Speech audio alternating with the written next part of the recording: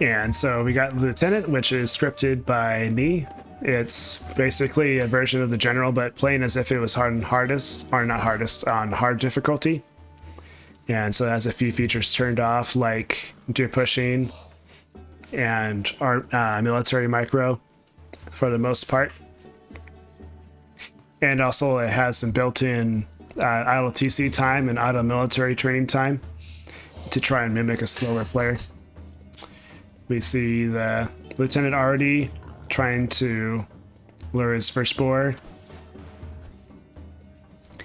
A weird quirk is that AI still shoot the boar twice. That's like built-in behavior based on like what was added back in user patch, where you had to, the boar wouldn't start chasing a villager until you shot the boar twice.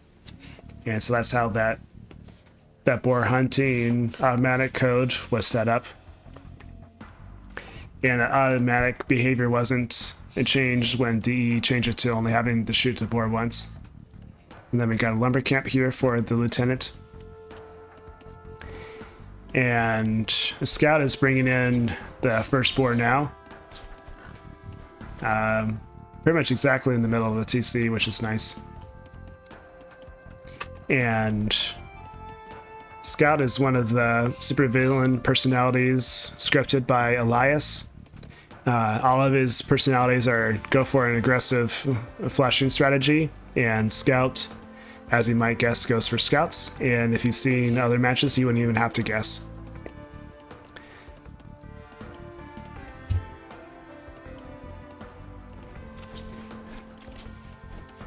The Lieutenant with Persians will, if you've seen the AI, it's probably no surprise it'll go for a night rush. A bit slower than the generals. I think it also goes for a pretty late feudal age, maybe with 31 villagers if I remember correctly. So there's plenty of opportunity for Scout with his aggressive Scout rush to be able to disrupt the Lieutenant from getting to Castle Age safely. And also got this mill out in front with the hares. If the Scout is quick enough, we could actually find some villagers that might be vulnerable and they could be attacked. We got the second mill placed here on the berries. But other than the chickens here, the Lieutenant's resources are actually fairly safe. Got the gold in the back, right next to the lumber camp. I don't know if the Lieutenant will tower these resources or not. But if so, it could kind of have a double purpose tower on these resources. If I remember the code, most likely, if the Lieutenant does build a tower, it'll actually probably end up being by this mill, which is kind of unfortunate. Probably won't be very effective if it's placed there. Second lumber camp. Meanwhile, that Scout is researching Loom, and it doesn't have the resources for feudal age yet.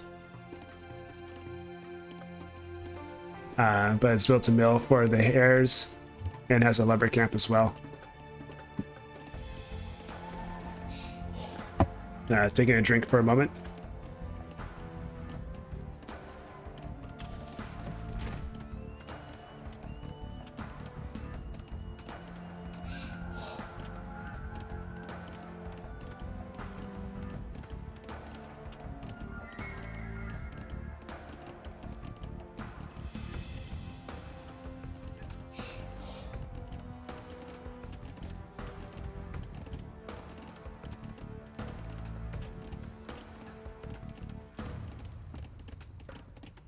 So if you take a look at Lieutenant here, this is about the farming behavior that would just be done by default. I don't think the Lieutenant has any code to try and tell its foragers to come gather at the farms, but it still sends a massive number of villagers to gather berries. You can. There's a strategic number. I think it's preferred mill placement or something like that. You can look it up on the AI reference website. But there's a strategic number that controls whether mills... Oh, we already got an aggressive scout here. there's a strategic number that, and there's no loom for the lieutenant, so hopefully researchers loom soon. But there's a strategic number which controls whether mills are built on berries, on deer units, like deer or chickens. It works for both. And the last option is to build mills on shorefish, which is, I don't know of any scripters that really use that except on maybe only just like a few maps. I'm trying to remember the map that was used on Hidden Cup from time to time that had like elevation on the sides of the map, and then you could like there'd always be a pond on those like elevated hills that you could send villagers to shorefish from. I remember back in the day that map being pretty good for Indians back when they had their shore fish gathering bonus. But of course, I don't think there's any eyes that are scripted for that map. But that's be like one of the rare times when setting that strategic number to shorefish would actually be useful, I think.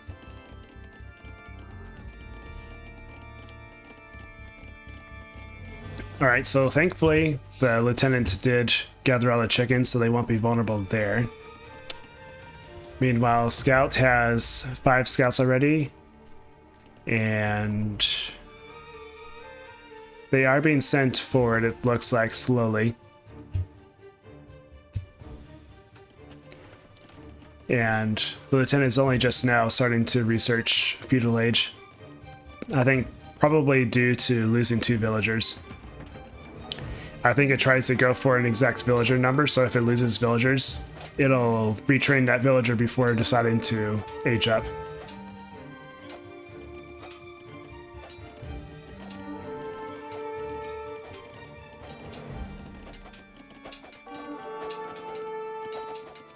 And that scout successfully idles all those villagers. The lieutenant does have loom now, so they're able to kill that scout off. We got another lumber camp here, built defensively. Got a blacksmith, we got a stable.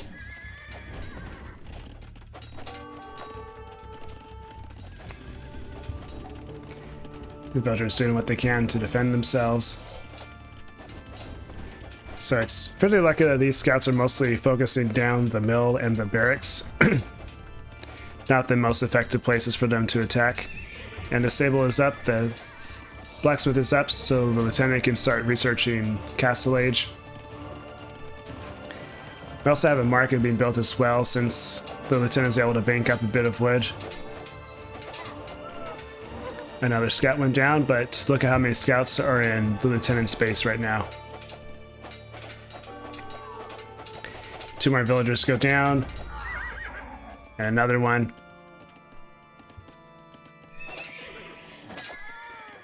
And right now the lieutenant doesn't have enough gold to even trade 1 knight. Okay, now I can trade 1. But I don't know if 1 knight would be enough to kill off these scouts. And it's still going to take a while, another minute to get to Castle Age, plus another 30 seconds or so to train the knight. So a lot of damage could still happen between now and then. To go back to the question about the mills, the default is to build them on forage bushes. So unless you change that default, it would only build mills on deer or chickens or shorefish if it couldn't find a good forage bush location.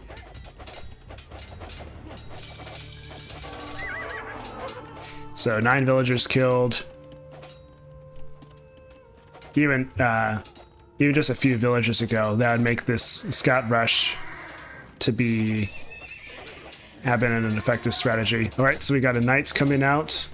Let's see how much this knight can do in defense. And we see some runaway code by the scout. And so this knight is not being very effective. So that's some smart, like, sort of feels a bit cheesy DC code, but it's definitely effective and something that I think a lot of players would do.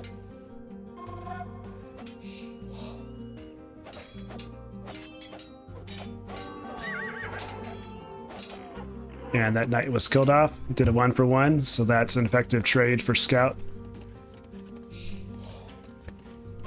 But good news is that the Scouts are out of the eco now.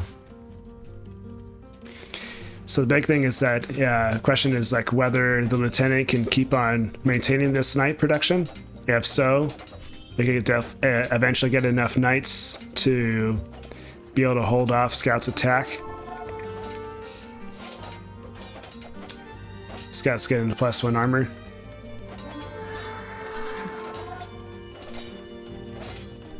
Yeah, I think getting the knight numbers is probably the most important thing. But then after that, getting husbandry, I think is probably the next most important thing with the units that the Lieutenant is facing.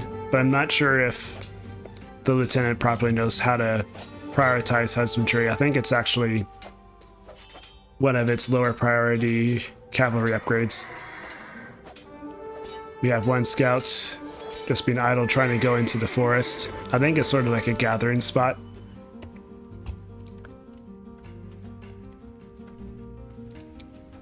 But either 5 or 6 knights against 11 Scouts is pretty decent.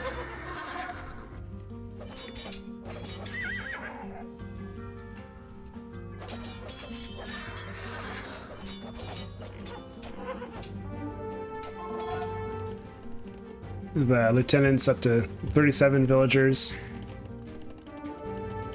It's got a second gold mine here in the back.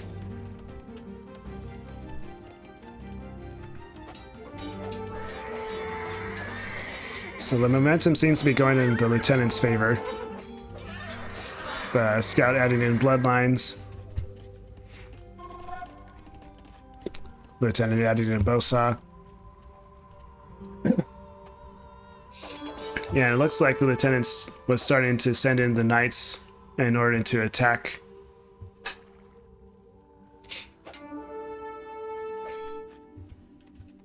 I think if Scout's being forced to defend from these knights, and as long as the knights don't die to the TC, that could definitely change the course of this game. But right now it seems like the knights are just chasing the Scouts around. Alright, so the knights hit the eco. And are deciding not to retreat from the TC. So these could be killed off eventually, but killing off 6 villagers. So the Lieutenant does have... Oh, and also the Lieutenant's adding in camels, which is pretty smart.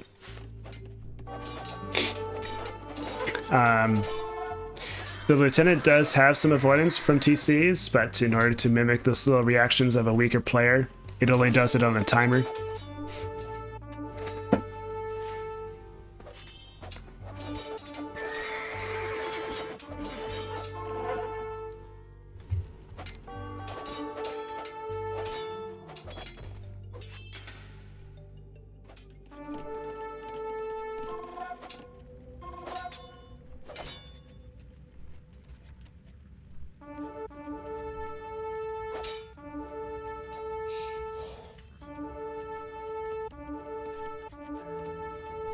Just checking to see if the Lieutenant got husbandry or not. It doesn't look like it, and no bloodlines either.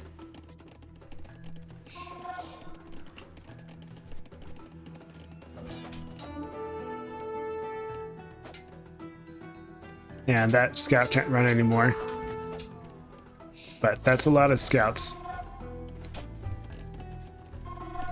Maybe due to the Lieutenant attacking the TC, the Scout is still ahead in military and in villagers.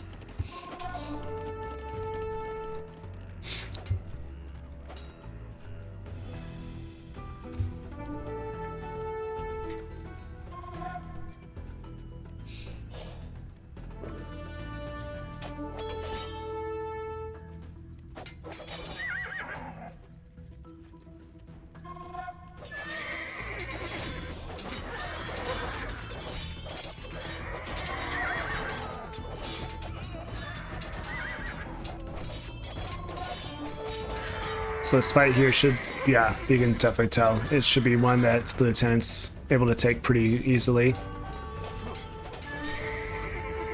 And I think Scout is pretty much an all-in in AI, so it will only rarely be able to get up to Castle Age. It kind of assumes its only hope is to be able to keep on attacking, and if it tries to let up the attack, then it gives all the advantages to the opponent. So Lieutenant added Bloodlines, is adding the second armor upgrade, which I think, so the Knights would have 2+2 armor, so the Scouts would only have 2 damage.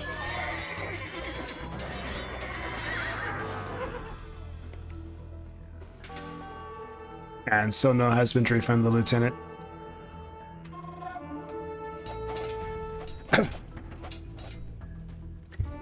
And it's kind of curious, these sieges are standing idle here while the town is under attack. My only guess is maybe this barracks is not considered inside the town, that the town is set to be too small. So that's... Okay, so that's got attack in here. Should be sending these units to attack. So I'm not sure exactly what's going on with them. And just checking in game, they're set to aggressive stance. So I'm kind of confused by that.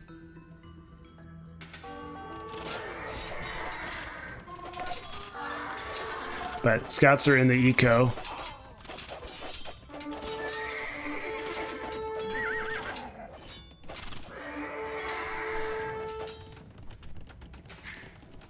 We have a second TC from the Lieutenant.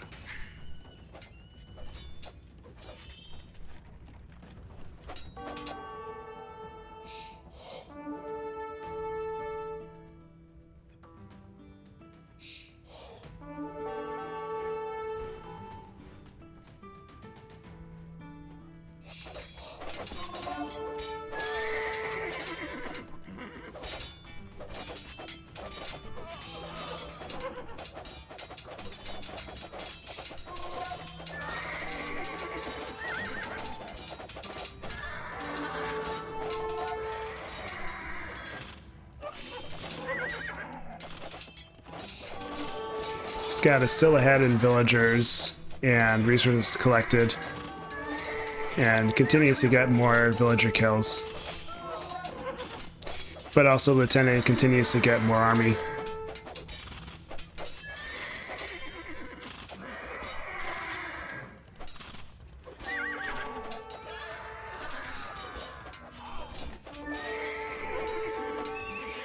The Lieutenant adding a third stable.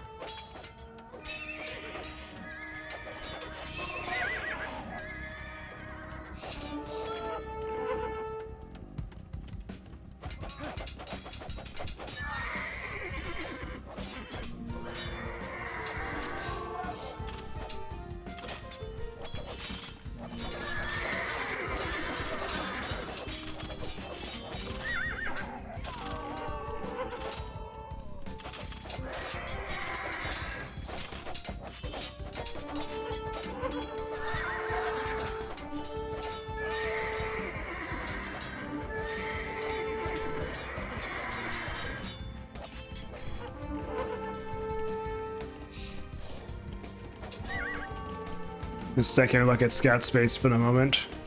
It's got plenty of farms spreading out to several different mills, so it's nice to see that code.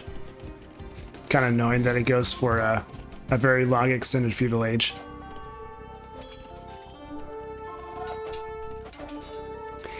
The Lieutenant is running out of gold at this gold mine, but still has villagers here. But they're getting attacked pretty often by Scouts. Soldiers. I wonder if we'll see the Lieutenant expand to this gold here pretty soon.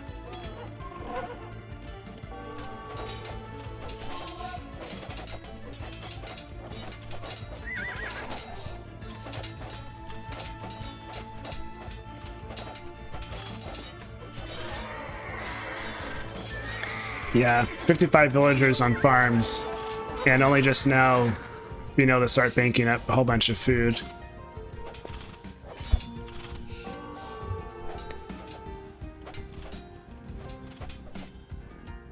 Okay, how many stables does Scout have? I feel like I was, yeah, 12. Okay, that's just probably just like scouts being queued up in multiple stables. So I think it was, yeah, 8 stables. And what are these? Are these just houses? Yeah.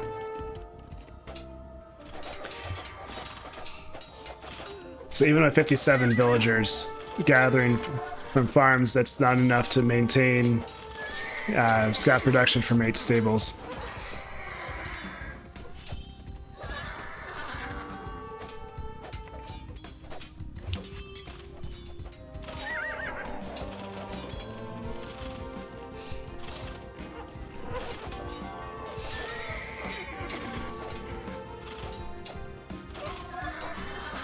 At this point, the camels have more speeds than the scouts, so they can't run away properly. Scouts at 1.55. They're still a little bit faster than the knights, though, with husbandry. 48 villagers killed for Scout, which is probably the main reason why he's still ahead in villagers. And that villager lead is actually growing.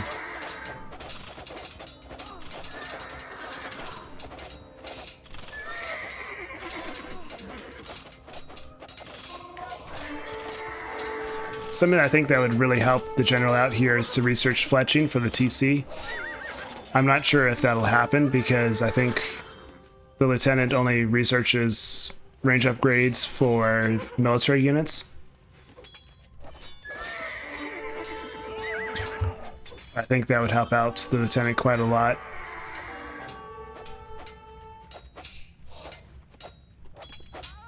$61, 63 farmers now, 64. I really wish I knew why these units are just idling all over the place. Because if the lieutenant was able to command them properly, I think things could be turning out differently. If I was running this game privately, I have some debug chats I'd be able to send to check the things like town size and things like that.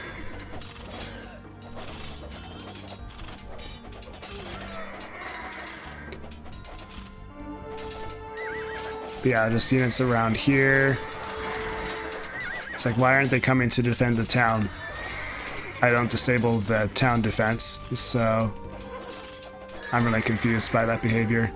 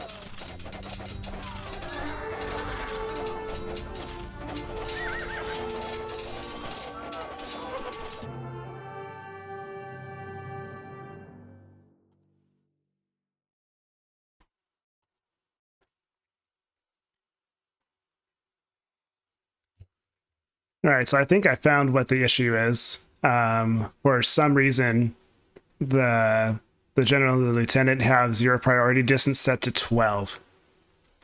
I can't remember exactly when I set that to 12. I don't know if it's been in my AI for years, but I think that's why the military units were standing idle. So I'm almost positive that if the lieutenant wasn't idling his units like that, it would have been a lieutenant victory. But you have to go with what the actual result was, and the Scout, I think, is deserving of that victory with, like, I was able to build up his economy and maintain the Scout production. So I'm a little bit frustrated from the lieutenant's behavior, but it was definitely a good game. And for those who don't know, the zero priority distance SN, I think, says that targets that are greater than that distance away have no priority, so they won't respond to orders that are further away than that distance. Something like that. So I wish I'd seen that earlier, but oh well.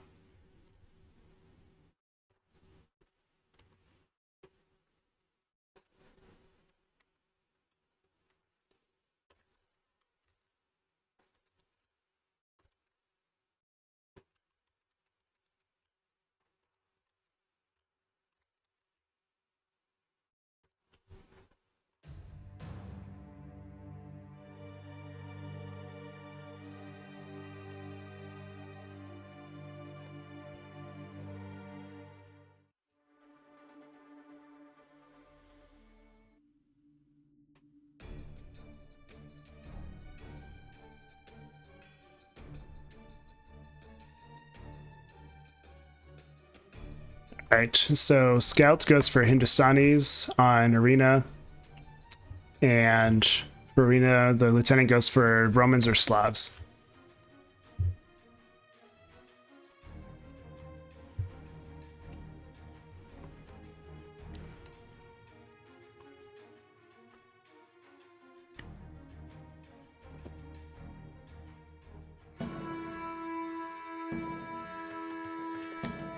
Yep, basically.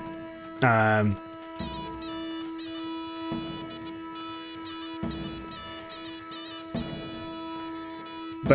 yeah, so that all of that was due to just setting a wrong setting for the Lieutenant.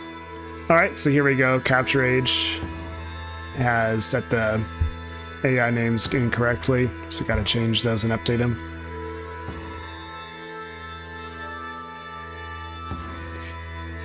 What's funny is that I actually have a guide for like which strategic numbers to change immediately, and zero priority distance is one of those I have on there.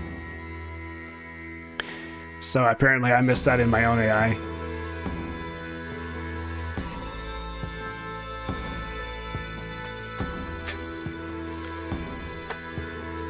So we got Lieutenant going for the Romans, and Scott going for Hindustanis. So, I think most see the Romans as like a stereotypical arena AI. It has a decent eco. Same with Slavs, that the Lieutenant also goes for. I think my main reason behind the picks for the Lieutenant is that it doesn't have any ranged micro. So especially against AIs that like to go for a castle drop, the civilizations that would go range units usually do a pretty bad time, and also they can't break through the walls properly. So the most effective strategies for the Lieutenant on Arena are the ones that go for melee units. And also I set the Lieutenant to go for a castle drop strategy. And so it's basically like trying to pick the civilizations with the best Castle Age unique unit that's melee. And Romans and Slavs are kind of the pick I went for there. And then Scout goes for Hindustanis on Arena because of their bonus against buildings.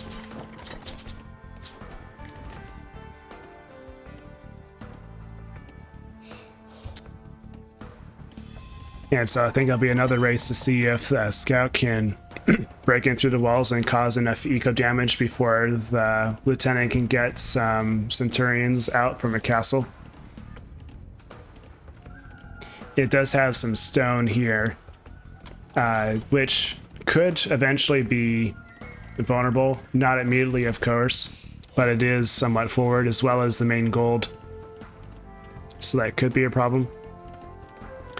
Unlike Arabia, you only get 2 gold spots instead of 3. The third one is outside of your walls.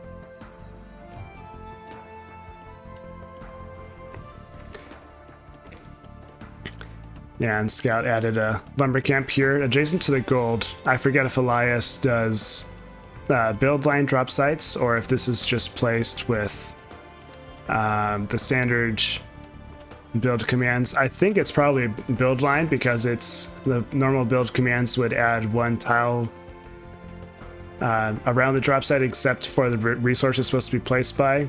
But I can't remember for sure if the allow adjacent drop sites allows it to be adjacent to any resource.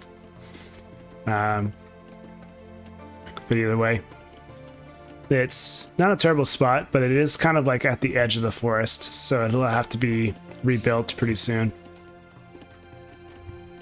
Meanwhile, you kind of see the same thing for the Lieutenant. This lumber camp is probably a bit more efficient. And the scout is going for feudal age already.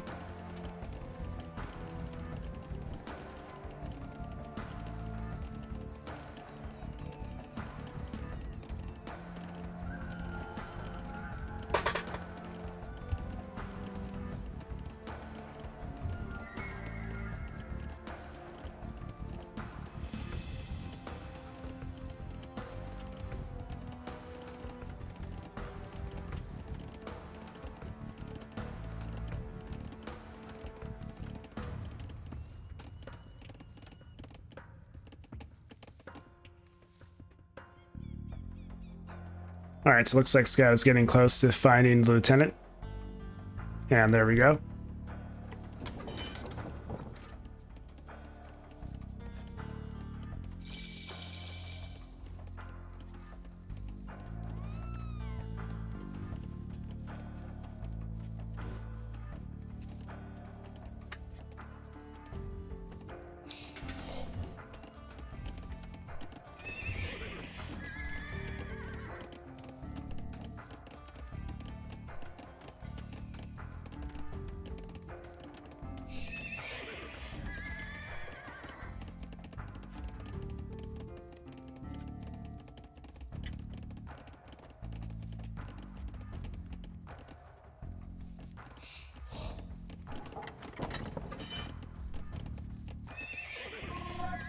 So we already got scouts being added. And might be going for it already, I'm not exactly sure.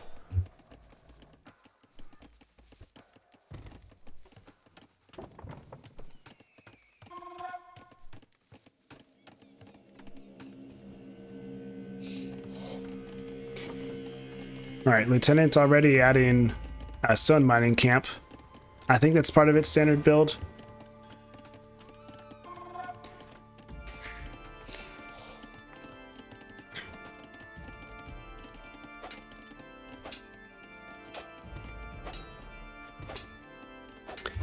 The scout already is trying to break through the walls.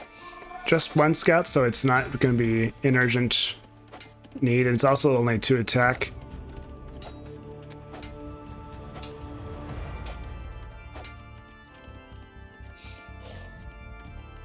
Interesting how Capture Age displays the team bonus. So it's got 2 bonus damage against buildings, and since the wall and gate armor like block all of the melee attack, it's just the attack bonus that comes through, so it's 2 damage. Alright, feudal age on the way for the Lieutenant, minute and a half away. And a bunch of scouts already attacking the gate. If I had to guess, the scouts will probably break in around the time that the Lieutenant starts researching Castle Age.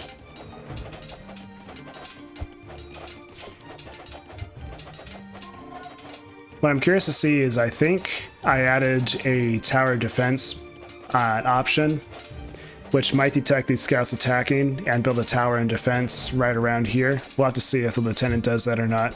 I think I enabled it for both AIs, both the General and the Lieutenant. Yeah, okay, there we go.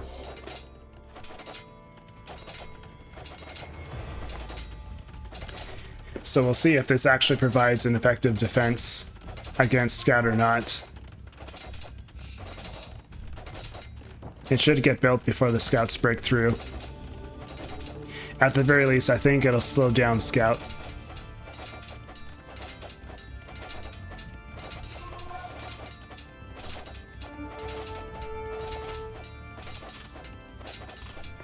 castle age on the way for Lieutenant. And scared away all the scouts. Oh, and added a new tower.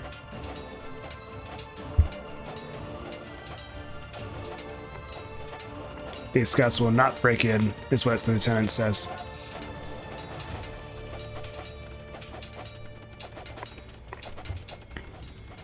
And also a tower here.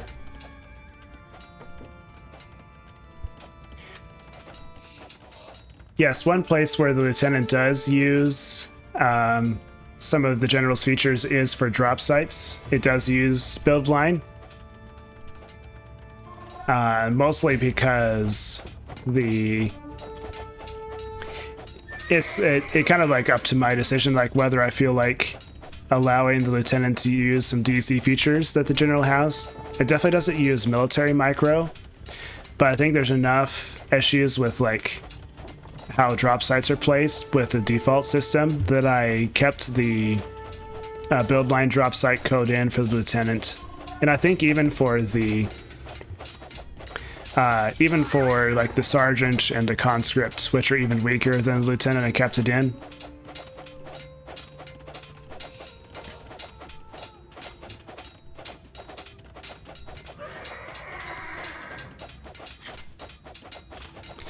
So the way that the general and the lieutenant's tower defense mode works is that if it looks at all the walls that are and gates that are under attack, and if it notices that piece of wall that's being attacked is outside the range of any of the towers that are already built, then I'll build a new one a few tiles back inside the walls.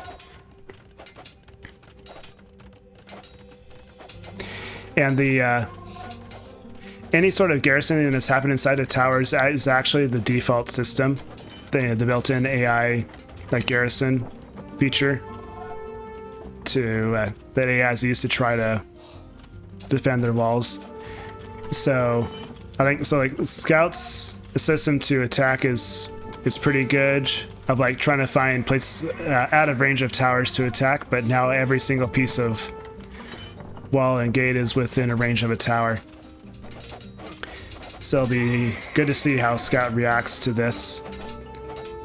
First of all, it's found a whole bunch of villagers that are invulnerable around this mining camp, which is kind of an unfortunate building that shouldn't have been built by the lieutenant. Maybe I should turn off the ability to make a second stone mining camp on Arena, but there's probably some cases where that's actually a smart move. Alright, so the castle is now able to be afforded.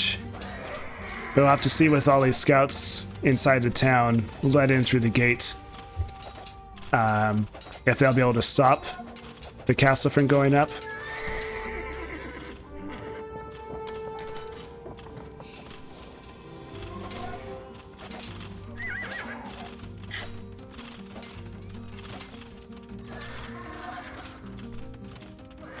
Alright, so 2 scouts left inside of Lieutenant's town. That scout can't go anywhere.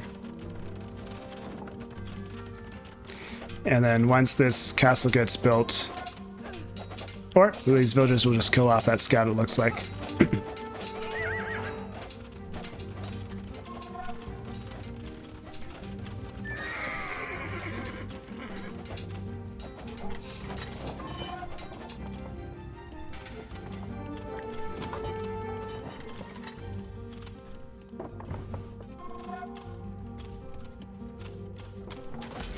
Alright, Lieutenant's got Centurions being trained. I wonder if this one might be a scout because the Lieutenant's starting scout was killed. It looks like some scouts were able to let in through the gate once again.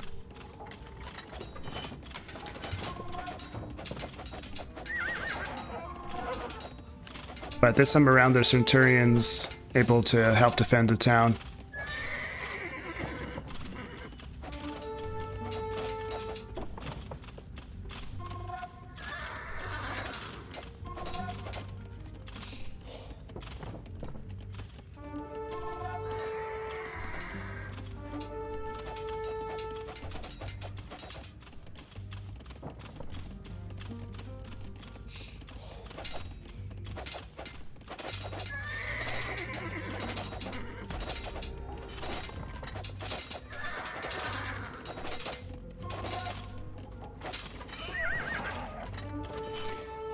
Villagers outside the gate again, this time trying to build a TC, and that'll be stopped.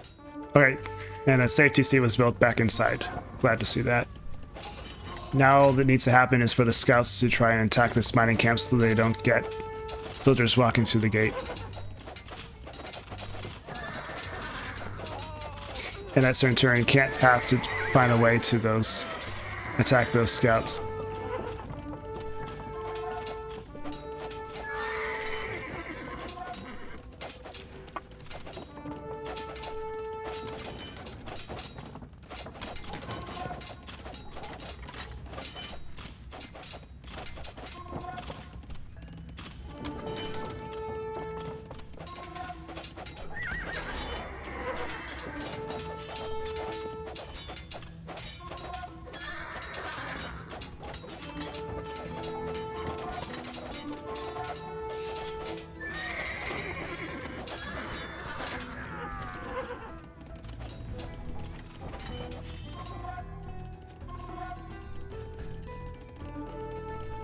Just taking a look at Scout's Eco here for a bit.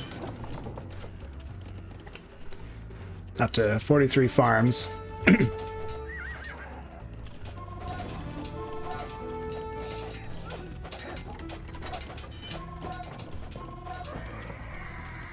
Alright, so all of the stone was gathered from this mining camp, so the lieutenant deleted the mining camp. And second mining camp is being placed here as a backup.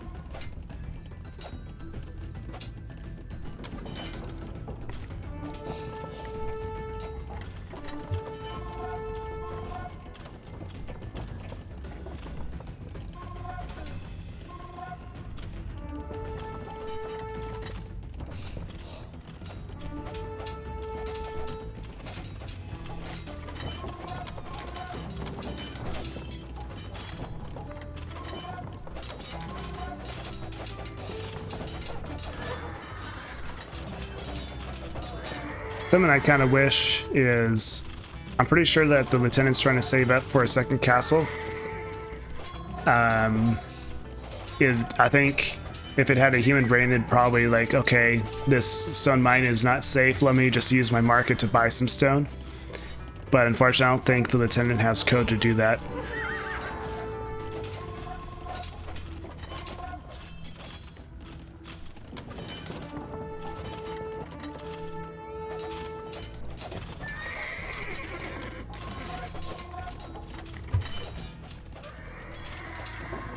The lieutenant is catching up on villagers, but something that I did do in order to keep its difficulty level lower than the general is I capped its villagers to 80. So there'll be an upper limit to how strong the lieutenant's economy can get. Yeah, if Scout is able to kill villagers frequently enough or going outside the walls like this, then that could eat up a lot of the lieutenant's food.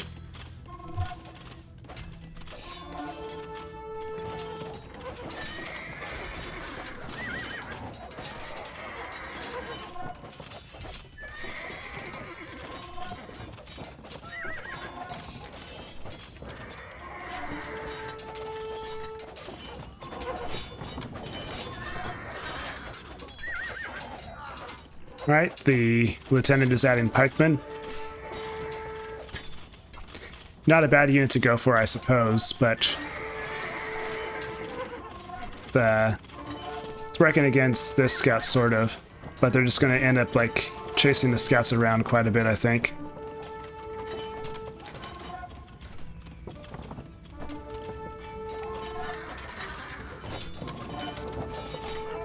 What I'd love to see is a castle being placed somewhere around here, but I'm not sure if it's going to happen.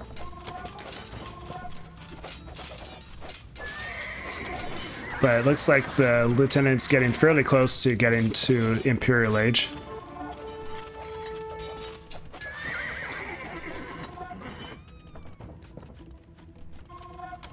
Just checking to see. Yeah, so lieutenant doesn't have husbandry or bloodlines yet.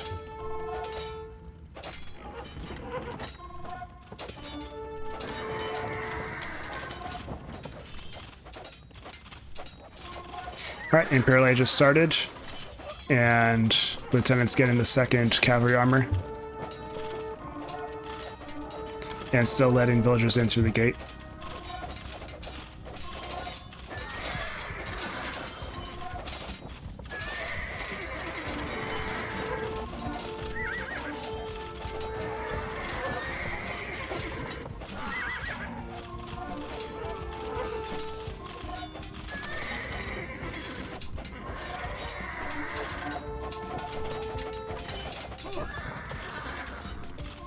Yeah, I think most of the games of Swan and Arena has been against AIs that were like boom heavy AIs.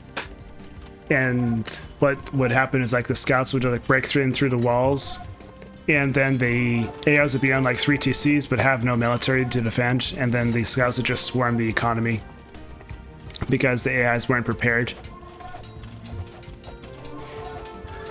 I think in a situation like this, where the AI is defended with a bunch of towers and a castle, I don't think we've seen a game like that where Scout has won, but it still very well could happen if the Scout is able to continue getting its economy high to the point where the Lieutenant keeps on losing villagers or military units and just can't get a military big enough to counterattack.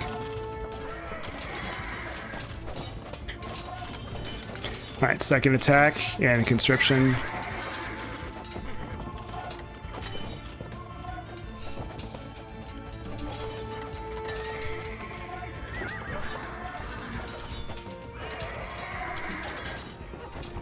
I'm not sure why those villagers are going for this gold or mining camp way over here instead of this one. I guess I do know why.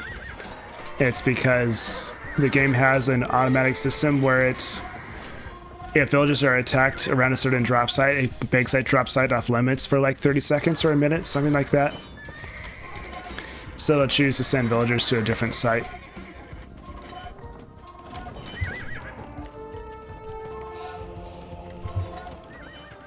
Alright, so we got a monk here. I don't know how long ago this monastery was built. I noticed that there's a relic over here. I wonder if this monk will be able to go and grab it. Being able to get some relic gold would probably help the Lieutenant quite a bit to be able to maintain military production.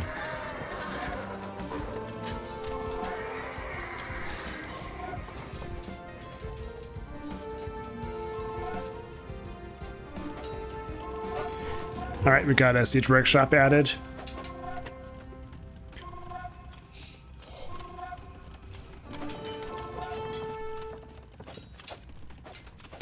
We got a 2nd castle placed. I would have preferred on this side, but I'm not sure if there's enough space for a castle there.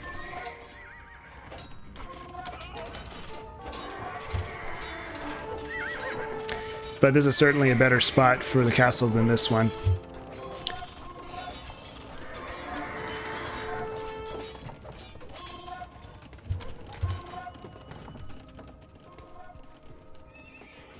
We got,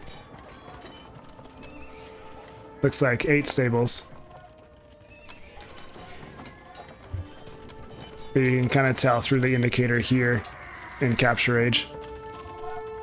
2nd siege workshop. I think I need to turn off the 2nd siege workshop for the Lieutenant in general.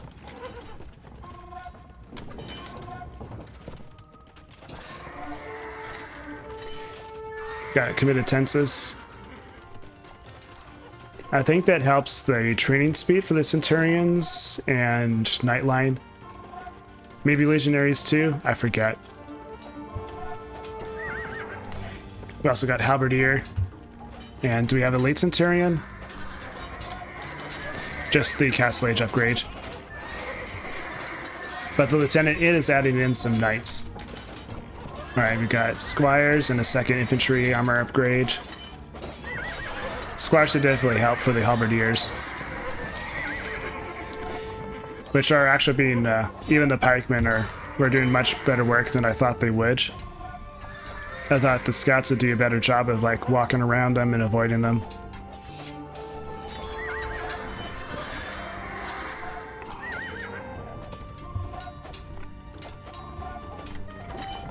All right, and then the last cover armor upgrade and siege engineers. Got almost 80 villagers on farms.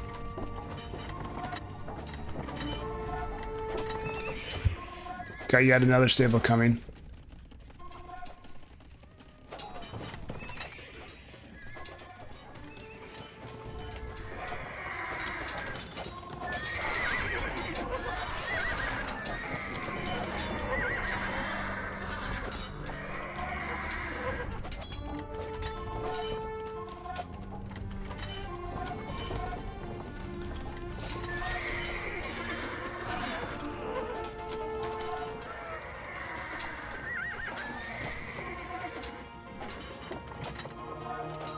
And Leif upgrade is coming in.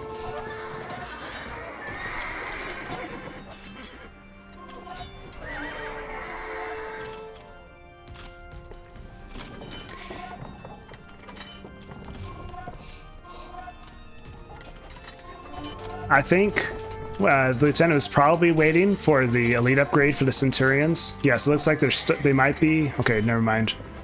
They might be moving forward now, but I'm not sure. At this point into Imperial Age, it usually waits for a certain number of military units, plus making sure it has all the required upgrades that it considers important. And I think husbandry might be one of those. Either that, or if it gets up to like, I think 180, 190 pop, then it'll also attack. Yeah, I think it is trying to like get all of its upgrades in.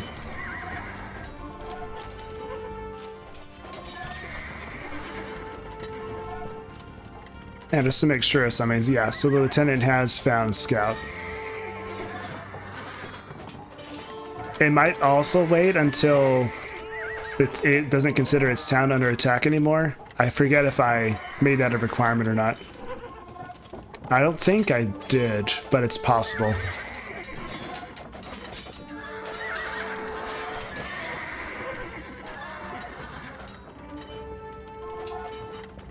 We've also got this castle being constructed outside the walls, which should be able to scare away pretty much any scouts away. But yeah, it's looking pretty clear that the trebuchet is moving forward, so it's attack time.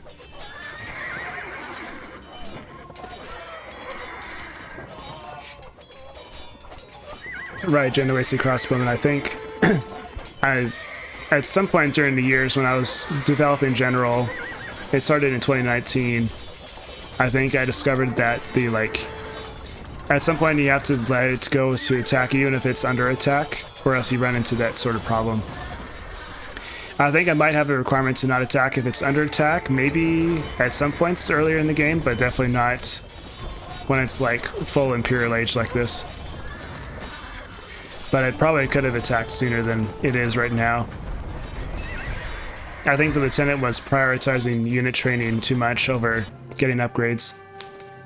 Alright, and Scout called the game. Just overwhelmed military numbers wise.